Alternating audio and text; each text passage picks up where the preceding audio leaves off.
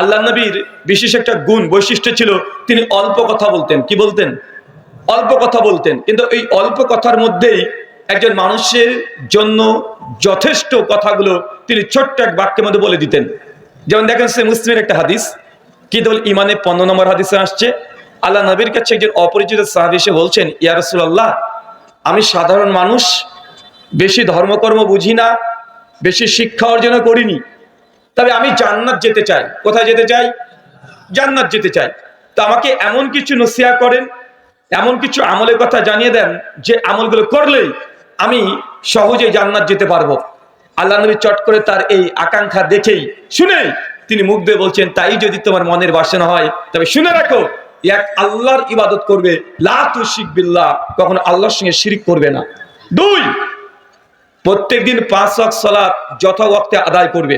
3, যদি তোমার ভাগ্যে রমজান মাস চলে আসে, আর কিছুদিন পর আসবে না, আর 10টা দিন অপেক্ষা করছে রমজান মাস যদি তোমার ভাগ্যে চলে আসে, তাহলে এই রমজান মাসকে কেন্দ্র করে পূর্ণ রমজান তুমি সিয়াম তথা রোজা পালন করবে। 4, যদি আল্লাহ তোমাকে রিজিকের পরিমাপ বেশি দিয়ে দেয়, একবার বাইতুল্লাহ মক্কায় গিয়ে হজ করে আসবে। 5, যদি সামর্থ্য থাকে তাহলে গরিব মিসকিনের জন্য তুমি যাকাত বন্টন করে দিবে। তোমার যদি অর্থ থাকে। মুসনাদে আহমদ হাদিস নাম্বার 21203 একটু শব্দ যুক্ত হয়েছে। আল্লাহ নবী বলছেন, হালাল গ্রহণ করবে আর সর্বদা হারাম থেকে বেঁচে চলবে। কয়টা বলেছে আল্লাহ নবী? কয়টা? এখনই ভুলে গেছেন? টোটাল কয়টা? 6টা। যখনই আল্লাহ নবী এই কথাটা বলেছেন, তখন এই সাহাবী শুধু জাস্ট একটা কথাই বলেছেন, আল্লাহি ইয়া রাসূলুল্লাহ, আল্লাহর কসম আল্লাহ নবী, আপনি যা বললেন এর বেশিও করব না, কমও করব না। এই কথা বলে সাহাবী চলে যাচ্ছেন। আল্লাহ নবীর ওয়াজ শেষ, বক্তব্য শেষ, শ্রোতা চলে যাচ্ছে, নবীর ওয়াজ শেষ, মানে কথা বুঝতে পারেননি। দেখেন, পৃথিবীর শ্রেষ্ঠ বক্তা তিনি বক্তব্য দিচ্ছেন। একজন মানুষ জান্নাত যেতে গেলে কি কি আমল করতে হবে, এই গোটা আলোচনা মনে হয় 1 মিনিটও হবে না। হবে? কথা বলেন। 1 মিনিটও হবে না। নবীর ওয়াজ শেষ, আলোচনা শেষ, শ্রোতা চলে যাচ্ছে। আল্লাহ নবী তার এই কথা শুনে যখন তিনি কসম করে বলছে, ইয়া রাসূলুল্লাহ, যা বললেন এর বেশিও করব না, কমও করব না, এই কথা বলে চলে যাচ্ছে। আল্লাহ নবী খুশি হয়ে বাকি সাহাবীকে ডেকে বলছে, তোমরা জান্নাতি কাউকে দেখতে চাও? জান্নাতি? বাকি সাহাবীরা বলছে, ইয়া রাসূলুল্লাহ, অবশ্যই, কে জান্নাত যাবে আমরা দেখতে চাই। নবী বলছে, ওই যে চলে গেল ওই ব্যক্তিকে দেখো, ওই ব্যক্তি যে কথা বলেছে যে বেশিও করব না, কমও করব না, এই কথার প্রতি যদি আমল করতে পারে, জেনে রাখো ওই ব্যক্তি জান্নাত যাবে। ওয়াজ শেষ। এখন আমি চলে যাই।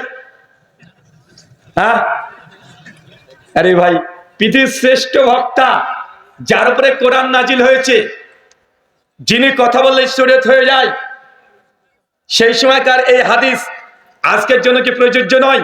অবশ্যই প্রযোজ্য। কিন্তু আমরা অনেক শুনি, আমরা শুনতে অনেক চাই, কিন্তু আমরা আমল করতে চাই না। আর আমরা আহলে হাদিস সমাজে একটা সমস্যা খুব বিদ্যমান বেশি দেখা যায়, যে আমরা শুধু জোরে আমিন বলা, নামাজে রফলে এদিন করা, 8 টাকার তারাবি পড়া, বুকের উপরে হাত বেঁধে নামাজ পড়া, আমরা মনে করছি এগুলোই ইসলাম।